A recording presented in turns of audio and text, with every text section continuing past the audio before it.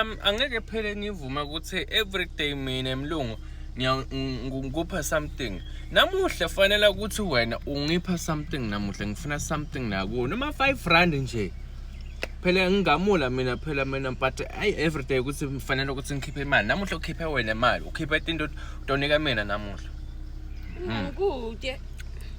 Kude ngisho nale ngidobhile. Hayi ukuthi nifake imali ngamabhele khona niyayathi nini. Kude pha kube benabeleni botobona iyabonakala nehlela yef. Okay mara yeah khona lapho ngifuna ukubuda question nini futhi TikTok ngifuna ukubuda ukuthi why vele nithathe imali nifaka ngamabhele so awusabe ukuthi le mali lena tobe na juluka tobe na maybe utolahleka maybe to thola something yebo ngitshele njengoba uyangibuda ngeze yebo ngifuna ukubuda angathi phela mina that's why so wena uyibone kuphi bayifaka la ngoba imele ibe imali noma kuphi ngibona ukuthi bakhipha imali bathi mina ngiqala ukubhadala uyibone kubani bantu abaningi bafati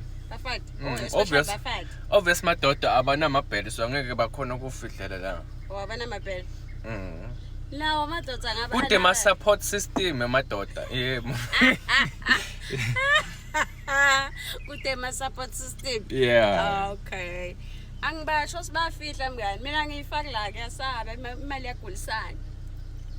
oh okay ngibe bathi imali yagulisana bangela ngikhenza ngani yebo so why ngidoyifaka la I pace khona sele abanye ke why ukuthi bafakele wayibona bafake khona ngicabanga ukuthi kufuna siphume emkhankaso mina nawe yabo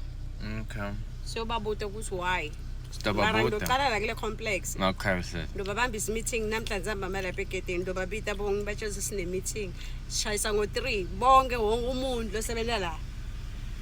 siyazwana ulungile sikulungile so ukuthi ne TikTok ngicela usigathi stop postela nye video sibabuta abantu ukuthi why ibhizinisi ifake imali la why nani phala bafati nifike niconze la Dabana la madosa sinabafika afika afake le mali la uthola ukuthi lishende lakhe siyabona phela le dropping qobo akafuni ukuthi jump okay umuntu afike athi uwathi ngani ukuthi ngala nginesikhwama kumbe njani iyowela kule mali ngalakhathi lokho angeke ngimphendule phela ngikhuluma le nto ngibuta yona angiyathi mngani angifaka imali emabeleni iyabi imali emabeleni angithi that's why ngisingibhuda wena ngicabanga ukuthi udongiphendula kahle namhla kodwa ngiphendula kabi bye bye hawu hlolo lomlungu ngiyalingwa ngisehlane straight